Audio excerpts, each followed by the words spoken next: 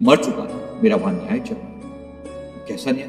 फिर उन्होंने लौट कर जो बताया, उन्होंने कहा कि मेरे शरीर से निकलते ही मैंने तेजी से ऊपर की ओर खींचा। मेरे शरीर को ऐसा लग रहा जैसे कोई चीज मुझे खींच कर ऊपर लेकर जा रही है। मैं स्थान पर, तुम इसके लिए अपने आप को क्या सजा देना चाहते हो? तो व्यक्ति खुद से ही डिसाइड करे। अब उसके डिसीजन खुद पे डिपेंड करते हैं। हो सकता है वो ये कहे कि जो दुख इसने झेला है, ऐसे ही मेरे साथ कोई कुछ करे और मैं उस दुख को झेलूं। नमस्कार, सेल्फ अवेकनिंग मिशन से संजीव मलिक। दोस्तों, नियर डेथ एक्सपीरियंस की जो ये सीरीज है, इसमें मैं विशेष रूप से मृत्यु के पार का जो सफर है उसके बारे में आपको परिचित करवा रहा हूँ। नियर डेथ एक्सपीरियंस बहुत से लोगों को होते हैं। नियर डेथ का मतलब ये होता है कि मृत्यु के नजदीक जाकर वापस आ जाना। आमतौर पे मौत का ये शब्द सुनते ही शरीर कांप उठता है। बहुत से लोग तो हमें बार बार बोलते भी हैं कि भाई आप ना सारे मृत्यु वाले वीडियो मत डाला करो, हमें डर लगता है। अब करें क्या? दिक्कत ये है कि मरना तो सबको है, और ये हिसाब किताब अब तो कुछ समझाया जा सकता है, मृत्यु के बाद तो कुछ समझाया भी नहीं जा सकता। तो इसीलिए ये प्रयास किया जा रहा है, अगर बात पल्ले पड़ जाए तो समझ आए तो ठीक है, नहीं तो आपकी मर्जी। ये जो मैं बताने वाला हूँ, ये कहानी एक ऐसे व्यक्ति की है जो मृत्यु के उस पार गया, लेकिन लौट कर आया कि मैंने जो वो देखा वो जीवन देखने का तरीका ही बदल देता है। तो बलराम जी एक शख्स हैं, जियो की, ये मैंने नाम चेंज किया उनका, रुड़की उत्तराखंड से हैं। घटना का वर्ष है 1991, 1991। वकील हैं, कर्म कांडों से दूर, धर्म से उदासीन और नास्तिक विचारों वाले। और स्थिति जो मृत्यु तुल्य अवस्था हुई, 32 मिनट तक हृदय की गति बंद हुई, फिर अचानक वो जीवित हुए। इसके बारे में, बलराम जी की उम्र उस समय 56 ईयर थी। एक कोर्ट केस की बहस के दौरान उनके सीने के बीच में जोर का दर्द उठा। दर्द, मृत्यु का दर्द किसी को कहां उठ जाए किसी को क्या पता। क्या आपकी और मेरी गारंटी है कि हम घर पे बैठे होंगे? क्या पता कोर्ट केस में बहस के दौरान आपने बहुत लोगों को मरते हुए सुना होगा, देखा होगा, न्यूज में देखा होगा। वो एक अंकल डांस करते करते निपट लिए, एक क्रिकेट के मैदान में जो है वो बॉल चेज करते करते वहीं निपट गए। ऐसे ही शादी के, पार्टी के फंक्शन में एक दूल्हा जो है वो घोड़ी पर बैठे बैठे, मृत्यु का क्या भरोसा, क्या भरोसा, कोई हिसाब किताब करके तो आएगी नहीं। ऐसे ही तो लोग उन्हें तुरंत अस्पताल ले गए, लेकिन ईसीजी में फ्लैट लाइन। डॉक्टर बोले कौन 30 मिनट के लिए, कोई धड़कन नहीं, सब तैयारी होती है अंतिम संस्कार की। लेकिन अचानक हाथ हिला, डॉक्टर साहब राम जी लौटे और बोले कि मैं मर चुका था, मेरा वहां न्याय चल रहा था। कैसा न्याय? फिर उन्होंने लौट कर जो बताया, उन्होंने कहा कि मेरे शरीर से निकलते ही मैंने तेजी से ऊपर की ओर खींचा। मेरे शरीर को ऐसा लग रहा जैसे कोई चीज मुझे खींच कर ऊपर लेकर जा रही है। मैं स्थान पर पहुंचा, वहां पर प्रकाश फील हो रहा था, लेकिन आंखों से नहीं, आत्मा से महसूस हो रहा था। ये नियर डेथ एक्सपीरियंसेस रिटर्न में है कहीं ना कहीं। मैं आपको जो बता रहा हूं, मैं उन्हीं की समरी आपको बता रहा हूं। वहां 3 दिव्य पुरुष थे। एक ने कहा कि ये आत्मा बहुत समय से खुद से भाग रही है, अब इसे देखना होगा, इसका सच क्या है। और फिर उन्होंने उसके कर्मों की झलक दिखाई। उन्होंने कहा कि वो एक ऐसी जगह पर लेकर गए जहां पर उन्होंने दिखाया एक बड़ी सी स्क्रीन जैसी स्थिति वहां पर है। कोई ऐसा ही आजकल की तरह नहीं, लेकिन एक स्क्रीन जैसा दिख रहा है, और वो सारे कर्मों को वहां पर वो देख पा रहे हैं। मैंने जहां जहां झूठ बोला, जहां जहां लोगों को धोखा दिया, अपमानित किया, मरे हुए की केस जीत गए। ऐसी भी अवस्था में इन्होंने एक बार गलती करी थी। इन्होंने बताया कि मुझे वो सारी बातें दिखाई गई। मैं खुद को देख रहा था और शर्मिंदा भी हो रहा था, लेकिन कुछ कर नहीं पा रहा था। मुझे ऐसा लग रहा था जैसे मेरे पूरे जीवन की जो झलकियां मेरे सामने बीती ना, वो मेरे लिए बड़ी डरावनी थी।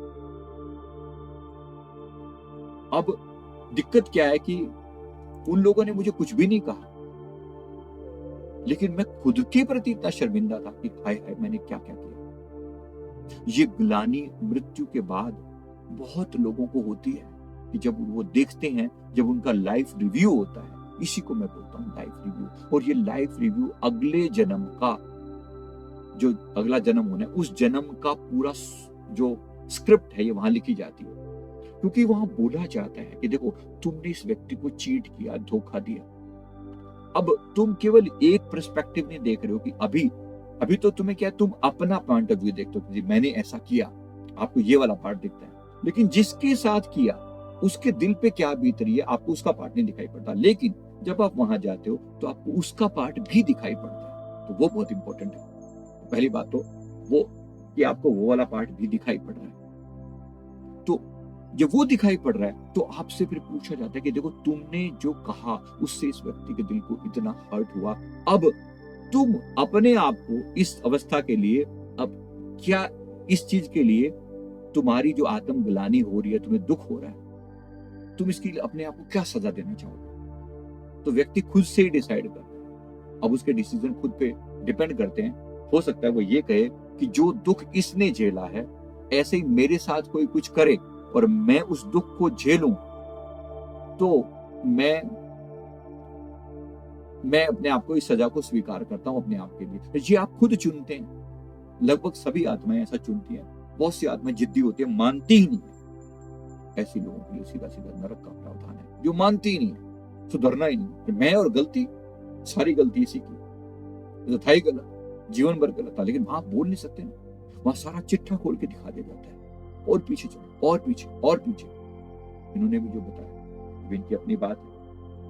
मैंने जो आपको विशेष रूप से बता, देखो, मेरे गुरुदेव ने ये सहज ही ये वहां की सारी झलकियां मुझे बताई। मेरे सदगुरुदेव भगवान जी बड़ी विस्तार से मुझे वहां की सारी चीजें बताते कि वहां क्या घटना घटती है। अभी जीते जी जाग लो, समझ आ जाएगी बात।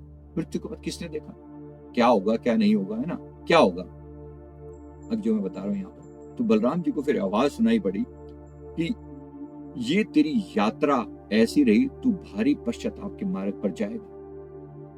एक वाणी, जो आवाज उनको आई, उन्होंने कहा कि तू केवल जीवन नहीं, तू कर्म भी है। कर्म तेरा भविष्य है और विचार तेरा लोक तय करते हैं। तूने जो जीवन जिया है वो अच्छा तो नहीं था, लेकिन उन्होंने कहा कि तेरे पास अभी भी समय है, तो लौट जा, जो देखा वो अब लोगों को सिखा।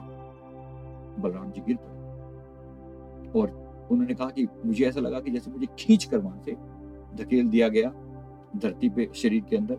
मैं जब रो रहा था, शरीर से नहीं आत्मा से रो रहा था कि मैंने क्या देखा, कितने बुरे कर्म, इतने बुरे। यहां देखा तो सब लोग रो रहे थे। वापिस शरीर में प्रवेश किया, आंखें खुली, तो केवल बाहर की आंखें नहीं खुली, भीतर की आंखें भी खुली।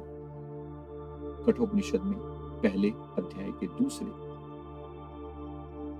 चैप्टर का 18वां श्लोक, नायमात्मा प्रवचनेन लभ्यो न मेधया न बहुना श्रुतेन यमे वैष्ण वृणुते तेन लभ्य तस्य आत्मा विवरणते तनु स्वाम।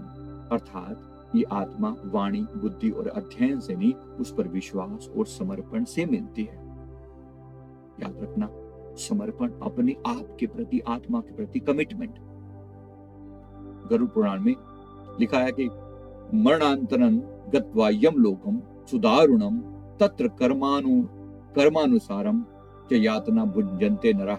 मरने के बाद आत्मा यमलोक में जाती है, वहां उसे कर्म अनुसार पीड़ा सहन करनी पड़ती है। मेरे श्री परम गुरुदेव जी ने भी फरमाया कि जब तक आत्मा केवल शरीर से जुड़ी रहती है तब तक वह भ्रम में रहती है, लेकिन मृत्यु उस भ्रम को तोड़ने का अवसर है। इसलिए चीते जाओ, मरने से पहले मरना सीखो, तभी तुम मृत्यु से बाहर निकल सकोगे। इस बार ऐसा मरना कि दोबारा मरने की जरूरत ना पड़े। बलराम जी के जीवन में बड़ा परिवर्तन आया। उन्होंने सारी जो प्रैक्टिस थी उसमें छोड़ दी, गीता पढ़ना शुरू किया, ब्रह्म मुहूर्त में ध्यान, जप, सेवा में लीन हुए, गुरुदेव के सेशन में आने लगे।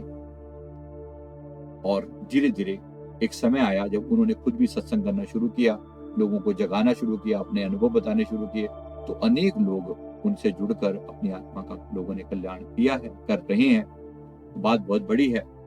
तो आप भी लिखेंगे, कमेंट में लिखें कि मैं आत्मा हूं, मैं अपने कर्मों के प्रकाश की ओर बढ़ रहा हूं। मैं उम्मीद करता हूं आपको बात समझ में आ गई होगी।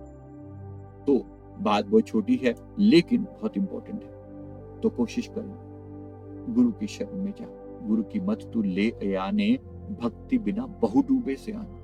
संसार में जो बड़े बकर बकर करते हैं, एगो तेरो अवसर, एगो तेरी बात, घट भीतर तू देख विचार। अभी मेडिटेशन कर ले, जप कर ले, मृत्यु के बाद कौन कहेगा, कौन कहेगा, कौन कहेगा कि जब कर ले बैठ के, या गलती से अगला जन्म किसी कुत्ते बिल्ली गधे का हो गया तो who knows क्या होने वाला है। मैं अपने बाकी के PLR के अनुभव बताऊंगा आपको, जहां पर लोगों का जन्म अगले जन्म में पता नहीं क्या क्या मिल जाए। कुत्ते बिल्ली गधे घोड़े का जन्म भी होता है लोगों का, वो भी आपके साथ शेयर करूंगा। मैं उम्मीद करता हूँ आपको मेरी बात समझ में आ गई होगी। बस अवेकनिंग मेरा उद्देश्य है, बात समझना। अभी जो हो सकता है वो बार बार नहीं होगा, अभी जो अवेकनिंग हो सकती है वो अभी पॉसिबल है।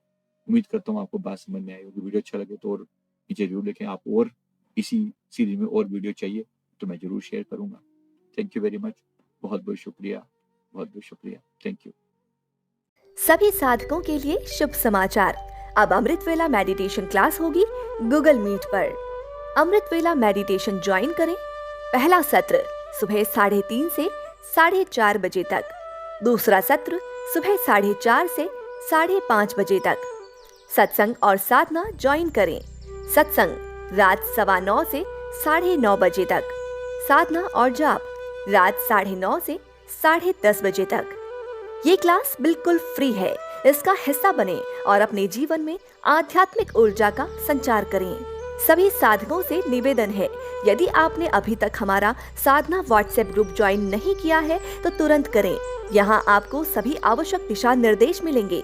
मेडिटेशन क्लास और व्हाट्सएप ग्रुप के लिंक आपको इस वीडियो के डिस्क्रिप्शन बॉक्स में मिल जाएंगे। आइए साथ मिलकर आध्यात्मिक यात्रा पर चलें।